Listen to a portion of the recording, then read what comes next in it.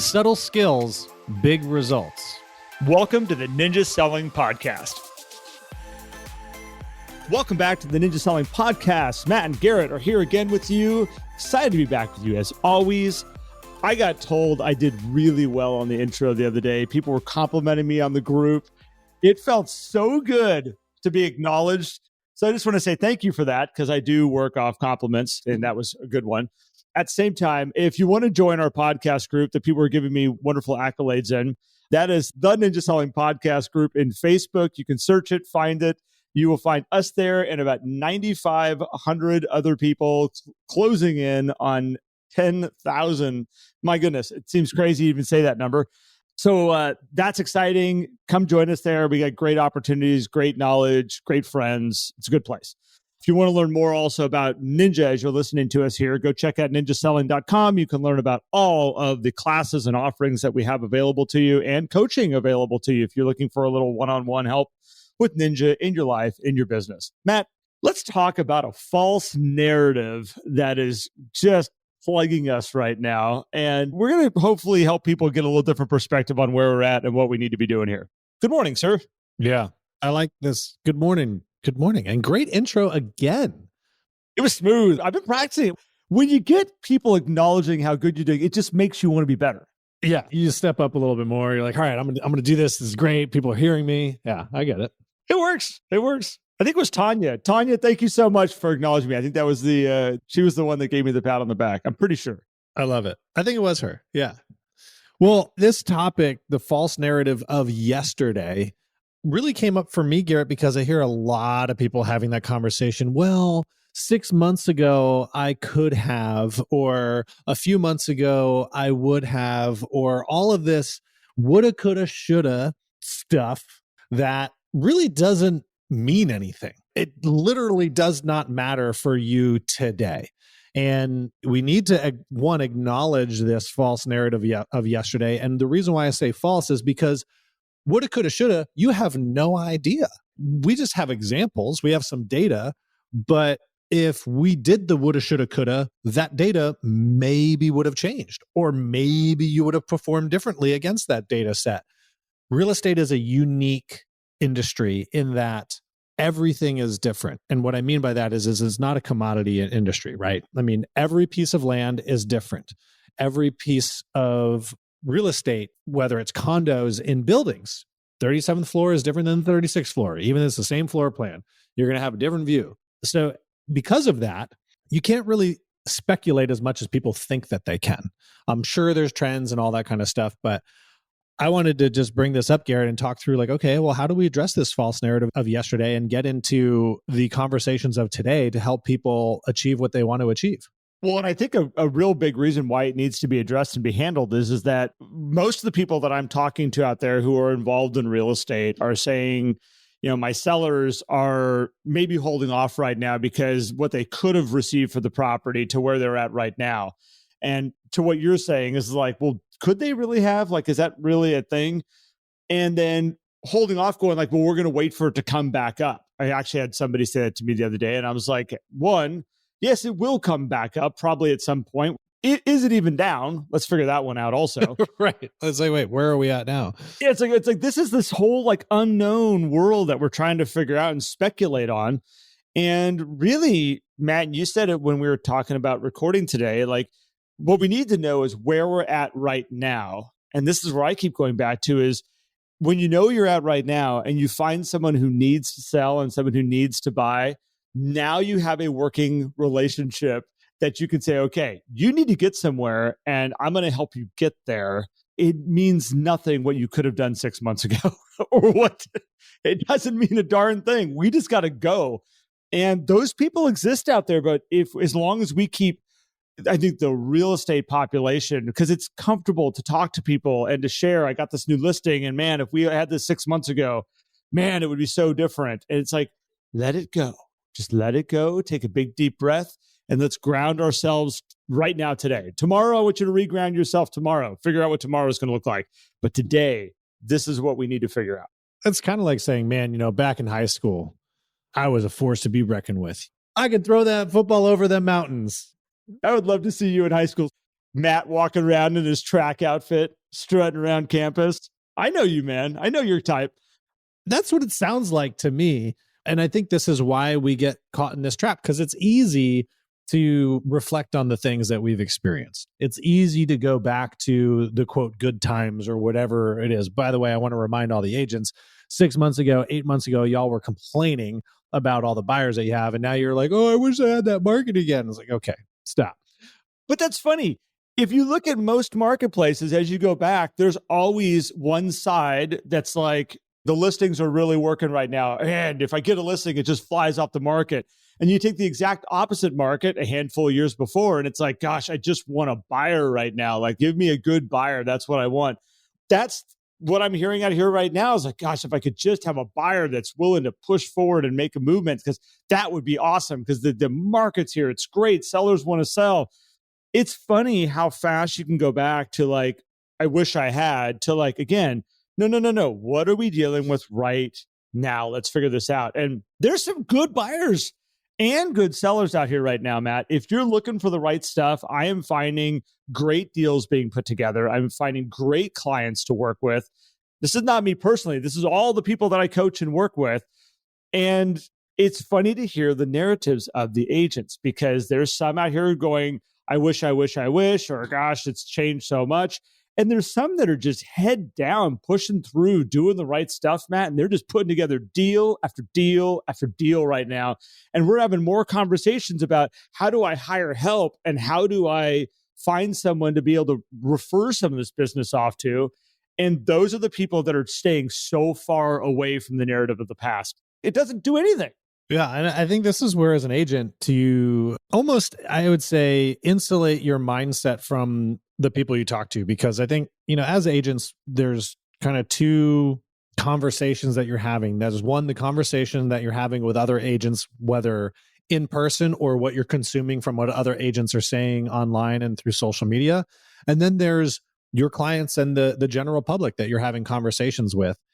And it's dominated, particularly on the consumer side, about what it was like, because people are looking at homes in their neighborhood sitting on the market a little bit longer. They are seeing people engage in price reductions, and they're just using the activity as context versus all the data that you have access to. And so insulate yourself, one, by understanding the data. We've talked about that so much this year. It's so important, particularly now everybody wants to know the future. And it's like, well, okay. And everybody's leaning on the economic projections from the quote experts, which awesome, good stuff to share, but it's just data. It's just opinions at that point. But if you understand all of that, then you get to say, okay, how do we make decisions today? You said it, right? Be there today, and be in the present is the most important place for you to be, because that's going to allow you to ask the questions that are going to help provide clarity to your clients. They're sitting because they're confused, Garrett. And we just need to ask the right questions to provide clarity. Well, and here's the thing. We just don't know. Okay, we know the past. We know the past is gone. We don't know what the future is going to be. As much speculation, as much data as there are things that could happen in the future, just so we're all on the same page. There are things that could happen in the future that drastically change the trajectory of our lives and our world. And I'm not trying to be negative. I'm just saying, in this life that we live, there are a lot of unknowns. In both directions, by the way. There's things that could launch us into a whole nother planet. There are so many unknown variables that allow us to go in these different directions, that to speculate and say, this is what we're going to see. Yeah, I mean, there's a general rule of like, okay, we can kind of see where it's going, but we just never know. And so, yeah, next week, could we have a 9% interest rate? I've seen crazier things happen the last couple of months. I mean, we were at 3 or 4 not that long ago, and like here we sit at 7. Who knows what that'll look like? This is why it's so important to look at, okay, no speculation in the future. Find people that need help right now. Ground yourself in this moment. And that's why I say ground yourself today, and tomorrow morning when you wake up, look at the facts of the surroundings that you have around you and go, okay, this is my new surroundings. This is what I'm working with. This is how I'm going to help guide people. It's no different as you live in this world going through seasonal changes. There are times of my year here in Reading that it's 118 degrees out, and there's times here that there's 6 inches of snow on the ground. I adapt every single day. There's days that I decide to put on a jacket before I leave the house, and there's days that I'm like, hey, you know what? It's a short and t-shirt day. And I'm deciding that today. I'm not worried about tomorrow for the most part. And I'm not saying, hey, man, I wish I had tomorrow back. It's like, no, today's today. And we're going to go out and live and function in this society and get around out there. We need to look at that as like a day-to-day activity of helping our clients understand what's going on. I've had a lot of agents that are right now are getting into the, I want to like make predictions of the future. People are putting out like TikToks and things like that going like, here's where we're going. I'm like, do not make predictions. The longer things sit, I see more people want to jump on and be a part of the predictor before it happens. Even Gary Vee is talking about like, oh, the next 3 to 6 months can be, and it's like, okay, fine. Like I get it. Some people see things differently, and sure, that's a possibility. But more and more as time goes on, you just see who's going to be the next person to jump on and be the one to predict before it happens. When I think it's just important to live, as you said, Garrett, in the moment. Like, okay, maybe that can happen, but what are you going to tell a home buyer or seller who has a major life change and you're going to tell them and predict something? What if you're not right? And then that person comes back and says, Garrett, you told me to wait to sell my home, or you told me to wait to buy a home. And now it's a lot harder to do that. We'll use me as an example here. There's the potential of 2 property purchases in the near future. One is for business. One is for my child who's off to college. And we think we figured out a way to get her in-state tuition if we do a certain way and play our cards all right, which is a massive savings. If anybody has a kid going to Texas A&M, I just want to let you know, oh my gosh, they charge a lot for that school. So with that being said, I am looking for ways to see if I can soften that just a little bit. It's interesting because like I was sitting at dinner with my friends the other night and we are talking about, interest rates. He's in mortgage and she's in real estate. And he was like all caught up in the interest rates and what's going on right now. And I'm like, I don't care about the interest rate. I really do not. It's not even a factor in what I'm talking about here at all. Like I'm going to buy that property down in Texas with whatever that interest rate is, because I have a problem I need to solve. I have an issue that takes the interest rate completely off the table. By the way, I'm not the only one out there that thinks this way when they have a problem they need to solve.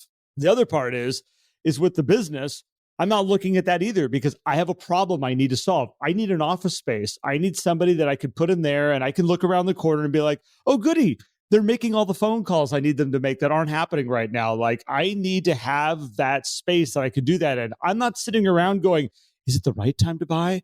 What if I buy at the wrong time? Like, what if I'm buying this place too high? I don't care. I need to get a space that's going to allow me to do this and allow me to grow the business. I'm not the only one out here right now that's like that. And I'm not worried about the future of what's going on. I'm not wondering if the real estate market's going to crash. I'm not wondering if it's the right time to be making this purchase. I'm going, we have a problem we need to solve. And I'm definitely not looking back going, I wish I would have done this a year ago. I didn't do it. I can't do anything more about that. Got to keep moving forward. And we need just to help people get into that mindset and help these sellers get into this mindset of, we can't talk about what you didn't do, but we can talk about where we're at right now and where we want to go. And it's a great opportunity to change the mindset or change the direction of the mindset with the people we're working with out there and just yourselves too. I am talking about 2 different groups here. We're talking about the people we're working with and then the people that we're actually working around. These are where these dialogues are happening right now. And you do have some direction to kind of change this. And it starts with you first. You got to start letting go of where we've been. Well, and I would say play the scenarios out in either direction too, to get away from this false narrative of yesterday, because we get stuck in that cycle of, yesterday and what does that mean for today, is to say, okay, well, what if this and what if that? And that can help bring clarity to your own business, right? Like, okay, what if demand really does go down and transactions go down? What if home prices go down? What if interest rates continue going up? Play out those scenarios a little bit and say, hey, let's get back to, why are we making these decisions, buying or selling? And then for your own business, like, what are you in the business of? And I know our next episode is going to roll right into talking about like how you can really set yourself up for great success in any market and what kind of needs to be done to do that. But if you live right now, take the data you have, take the information you have, take the desires, the wants, the whys that you have, and just play it out and say, okay, in either direction, where am I going to be happy in the next 6 months to a year? And also, if we're only talking 6 months, in the grand scheme, it's a short time period. And so if you do have some clients that are saying, hey, you know what, I just really want to wait, be okay with that. Just make sure that they're clear as to why they're doing that and have options, because the other unique thing about real estate, since we are not a commoditized industry, that dream home can come on the market at any time. It's not going to wait to spring market necessarily. All of a sudden that 6 months time frame gets reduced to nothing, because all of a sudden they're like sitting online. They're like, that's the house, but we said we were going to wait 6 months. So let's just let that one pass. Yeah, right. But you know what? Some people's mindset might be that way. And then 6 months later, they're going to be like, why did we pass up on that? That was the perfect house, Matt. Why didn't we buy it? Well, I know for sure if my wife and I passed up on that house in June, that all of a sudden after that, it was like, oh no, incentives, that floor plan has not come available again. So we'd be like, man, why did we pass up on that? These are the decisions. They're not easy decisions, by the way. And for your clients, you're not making the decisions for them. And this probably pulls it right back into just asking questions and removing that false narrative for yourself so that you can have these conversations. You show them a process, you help them lay out and map out the why behind their real estate moves, and you let them make the decision. And then you set expectations for what your communication will be like moving forward, and you move on to the next person. If you're not doing this, what you're going to have is where, again, I'm having lots of conversations right now of like, I planned my year out. I had these deals that were going to happen, and so is putting it on hold, and so is pushing off to next year. And I think the biggest thing right now is do the right things to pad your business right now. There are people that are going to have to make tough decisions, and there are going to be people that thought they were going to buy a certain home, and they're looking at their interest rate now and they're saying, hey, that doesn't allow me to buy the house that we had dreamed about and planned about. And we just need to walk away for a little bit, because now we have to regroup and rethink how we're going to do this. And I think that's like, you need to be their expert. You need to be their person they can trust. You can't be pushing anybody to do anything at all. It doesn't work long-term. It's not how you build a great referral-based business. And just bring in more opportunities. Get out there, talk to more people, bring in more opportunities so that you can help more people. You might have to juggle a good book of business right now of people that are kind of on hold, and making sure you're staying in flow with them, and the ones you're finding that are like ready to go. Be there to support them.